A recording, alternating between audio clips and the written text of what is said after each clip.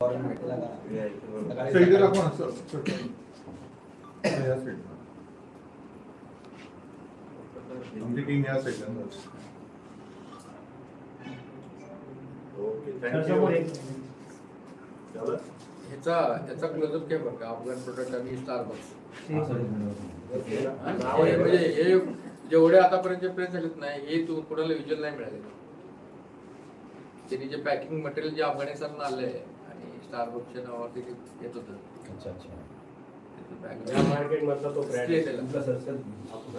अफगाण product brand ते seal आहे का जी लिहिलेलं ते गोल चक्र.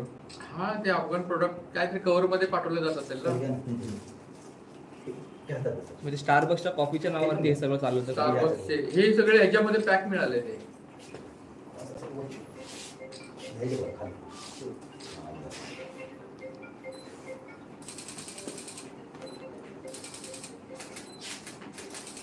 चलो थँक्यू. ऍड करतोय असं दाखवलं काय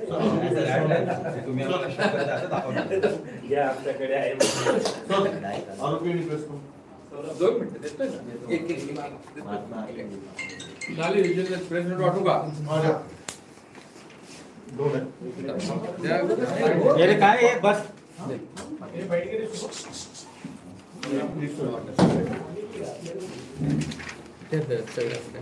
बाकी ह्याला व्हॉट्सअपला पाठवतो सगळं. आणखी एक आहे थांबा पिठाची. चला घ्यायचं का. हो सर. तिथे ठेवून द्या सर. खाली ठेवून द्या.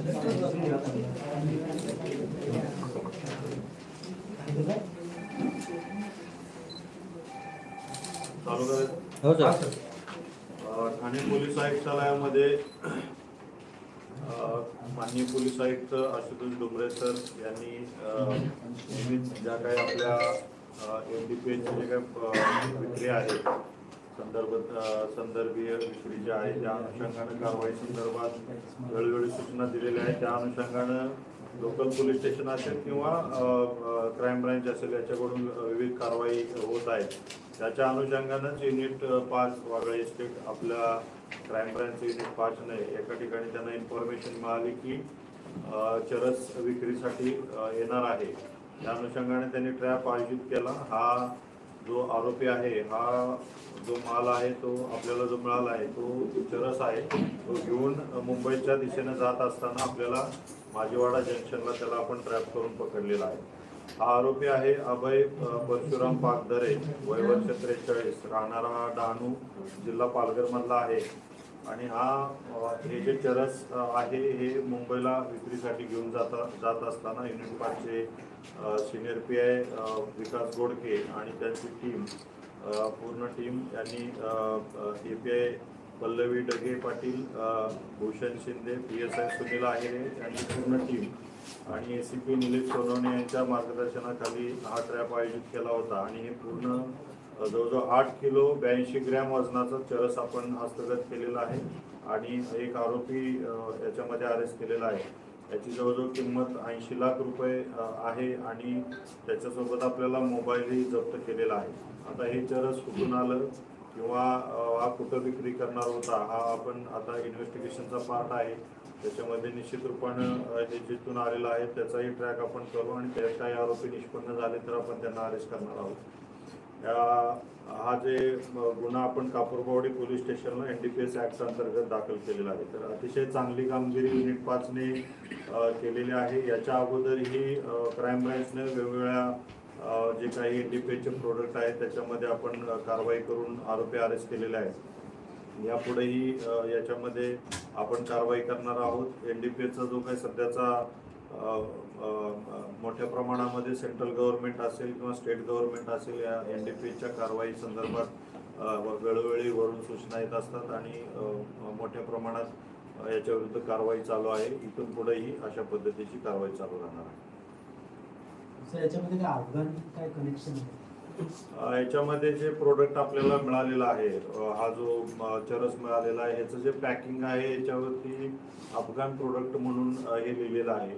वास्तविक हे बाहेरून आलेलं लक्षात येत आहे. आता त्याचाच आपल्याला ट्रेस करायचं आहे.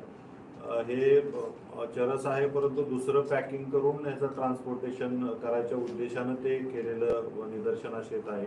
तर याचा आता इन्व्हेस्टिगेशनमध्ये आपल्याला लक्षात येईल की याच्यामध्ये काय मोडस होती आणि हा कुठून प्रोडक्ट आलेला. तर कोणतं प्रोडक्ट जे आहे ते अफगाणिस्तानवरून म्हणजे इथे आणलं होतं आणि काय नेमकं उद्देश आहे, ते कोणतं प्रोडक्ट होतं नेमकं? याच्यामध्ये आता जे आपल्याला दिसतंय ते अफगाण प्रोडक्ट नावानेच याचं पॅकिंग आहे. तर हे जे आहे याच्यावरती वेगवेगळ्या स्टॅम्प पण आहेत. स्टारबक्सचा एक लोगो त्याच्यावरती आहे. परंतु हे पॅकिंग करत असताना आपल्याला याच्यामध्ये चरस आहे पॅकिंग आपल्या इथं झालेलं आहे, तिकडून आलेलं आहे. कुठून पॅकिंग झालेलं आहे अजून प्रायमरी इन्व्हेस्टिगेशनचा पार्ट आहे. त्यामुळे याच्यामध्ये निश्चित स्वरूपात आता सांगता येणार नाही, परंतु ज्याप्रमाणे इन्व्हेस्टिगेशन होईल त्या अनुषंगाने आपण त्याच्यामध्ये आपल्याला इन्फॉर्मेशन द्यायची.